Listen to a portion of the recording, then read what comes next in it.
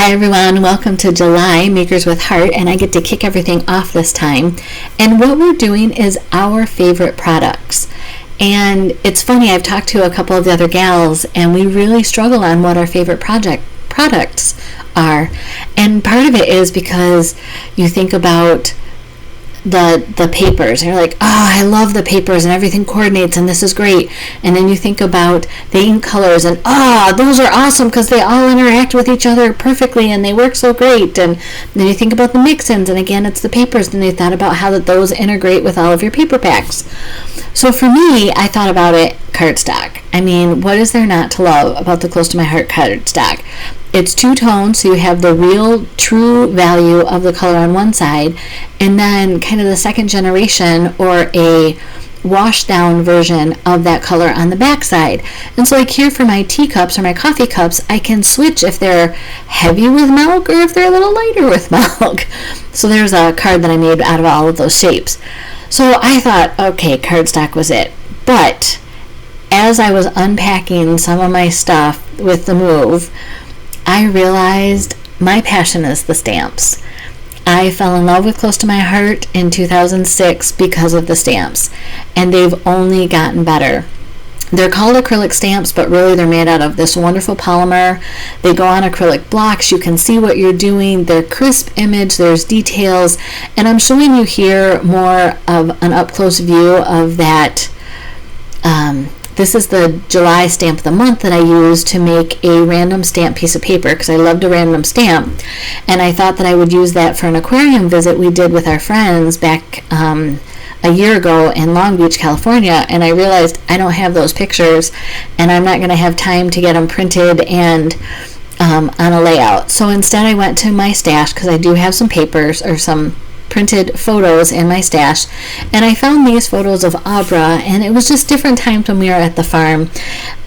One was she's in her dad's boots, and one she's pigtails, and she very rarely let me do her hair, so when we got to do pigtails, that was great. So then I decided if I'm going to do another random stamp, I'll go ahead and show you how I create that.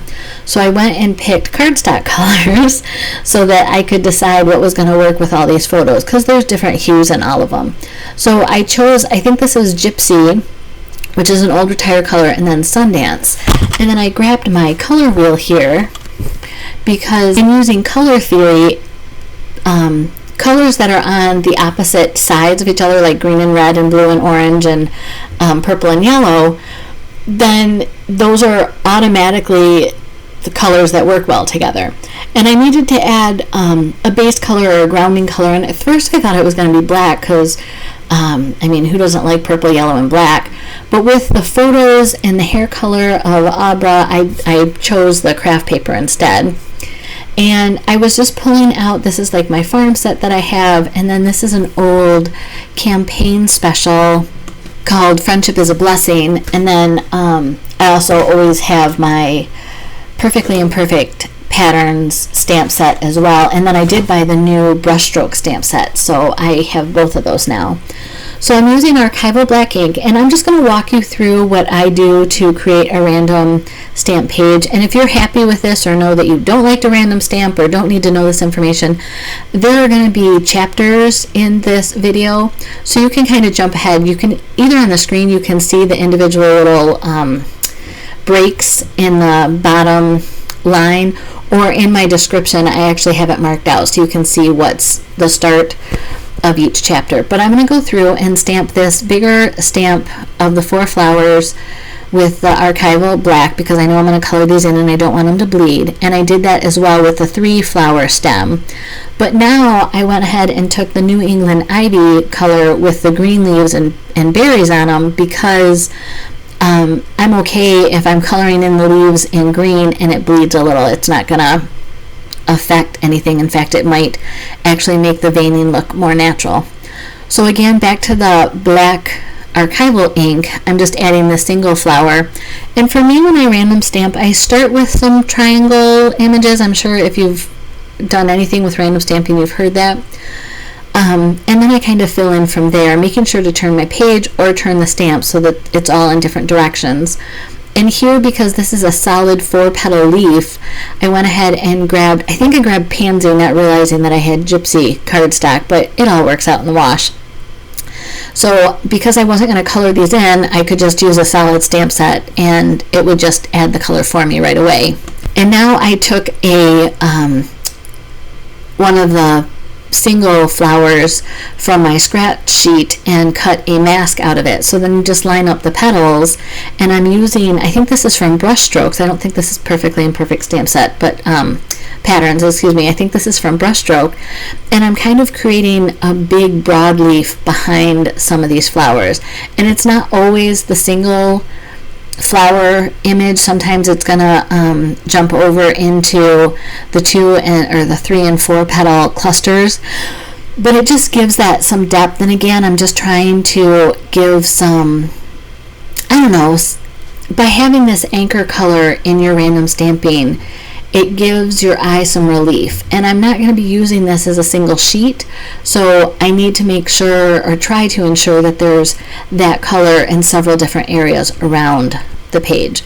So now I have gone back, and you can see that I added in Capri all of these splatters with the Perfectly Imperfect stamp set, so that's what all those dots or noise are. And then I'm using the shimmer brushes for coloring in all of the green leaves. And now that I'm done with that, I'm going to take the peach shimmer brush, and I'm just going to kind of highlight the artist's darkening, you know, kind of the petal shaped parts that the artist put in creating this stamp set. But with my ink pad, I press the lid to get some ink onto it, and then I'm using my water brush, and this is just the medium round water brush, and you get to control how much pigment you pick up or how much ink you pick up to put on these stamp sets, you know, as you're coloring them in. So you can make them darker, lighter, whatever works for you. I do have some close-ups of the final of this page at the end of the video, so you can kind of see some of the details that you might be lacking here. And I'm not going to make you watch me color in all of these flowers, but as you can see, we kind of jumped ahead, and I'm finishing all of the peach flowers. And then I'm going to use the Lagoon shimmer brush, and I'm going to do the same thing, I think, with the 3 sets of flowers. Oh, maybe it's the 4, the grouping of 4. So I just go through, and again, I'm highlighting those flower shaped lines that the artist added to the stamp set. But in the Lagoon, I'm also making sure to color in the center of the flower. And that is just because it leaves more of that shimmer brush ink on there. And then when I have the water with the ink pad ink, it just gives it more to move around with. And Close to My Heart paper can hold up to this kind of use. If you're going to do true wet, like watercolor painting on it, you're going to want to treat the paper with gesso or even just an acrylic white paint, and all of that will just help it, how much it moves. And again, you get to control how much pigment or ink you're adding to each of these flowers with the water brush. So initially I thought that I wanted to use the gold shimmer brush on these twigs that are in some of the clusters of flowers, but it was just too faded. So I went ahead and kind of mopped that up and brushed it off. And then I'm grabbing the metallic markers, and these are like paint. They're an opaque paint, and that they will color over not only the background image, but it will also color over the black lines from the stamp set. So you need to be a little more careful if you want to see that outline coloring of those twigs. So I go through here, and I'm just coloring in all of those. And then I will also grab one of the burgundy metallic pencils, or markers, excuse me, and color in all of those buds. And to give those buds some life, I'm taking a white gel pen and just doing kind of a reflection mark on each of those. And to kind of give this some life and depth, I just take the shortbread ink pad, and I'm literally just smearing it across the paper. And there's going to be lines from the manufacturing cut on the ink pads, and again, you can see all that at the end, but it just really brings this whole random stamp piece to life, and I love this paper. So now I'm coming back, and we're going to make a layout with this. I thought about doing cards, and I will probably do a video with cards with that July stamp of the month sheet that I did, because I absolutely love that, and I already pulled out Lagoon and Old Pacifica papers for that. But now I knew I needed to mat these photos, so I put White Daisy on the two smaller ones, and then I did the craft paper with the bigger one in the center. And I'm using this layout that's on, I want to say page 16. Let me look that up for you. No, I was wrong. Page 19 of the new July through September idea book. And I'm sure you have already heard this by now if you're a Close to My Heart person at all, but Close to My Heart has gone back to the 3-month idea book cycles along with the 1-year core cycle, and I think that's fantastic. It gives us a chance to pick what we want and adjust our budget so that we can get it all within those 3 months. So I am using that layout on page 19, like I said, but I didn't want to give up all of that random stamping sheet. So as you can see, I did cut the center of that out, as well as the Sundance cardstock, because I will use those, like I said, in another project or even in cards. And since they already coordinate, why not? I went ahead and inked the edges with Capri, and then I'm centering that white sheet there, and I'll add the purple mat that has the photos on it. And I decided the one in the book doesn't, it only goes from the top of the weight to the bottom of the weight, but I needed a little bit more room for my photo, so I just stretched it a little bit and did it right over top of the oranges, or the Sundance color as well. So on the Perfectly Imperfect stamp set is these little, I don't know, 1.5 inch wide vignettes of, like, this is hearts, and then there's like hash marks, and there's dots, and I just recently kind of cued into these. Again, stamps are my thing, so I'm trying different colors to figure out which one's going to work on this gypsy cardstock, and then I'm just doing hearts along the edge, kind of emulating what they did on the layout in the idea book. And I'm just, again, I love these stamps because I can see what I'm doing. You look through the acrylic block and you can see exactly where it's going to line up. I'm going to use the end. You can use any piece of paper to kind of mask off so that you don't stamp beyond your purple sheet. And then it's done. And I love, it just gives that little bit of interest. Now I'm pulling these up because it wasn't lined up correctly. It was a little crooked, and that bothered me. A lot of times that doesn't bother me. I don't notice it. This time it really bothered me, so I had to realign that. And I'm not sure where I'm at. Oh, so I have all these flowers, and I have a whole bunch of embellishments, and they're still packed away in boxes. I haven't gotten to that point yet. But I do have these that I had brought on the plane with me, and I was seeing if there was any of these that would work with this layout, because again, as you saw in the beginning of this video, I love Close to My Heart cardstock. It's thick enough that it holds the shape. It's has diversity, or you can use it so many different ways because of the 2 different tones. The white core also lets you do 18 different things with it. So these are images that I cut, I want to say, from the Daisy Meadow Cricut image set. And again, this cardstock just works so well that I could cut those thin little black outlines and put them on top of the solid bases.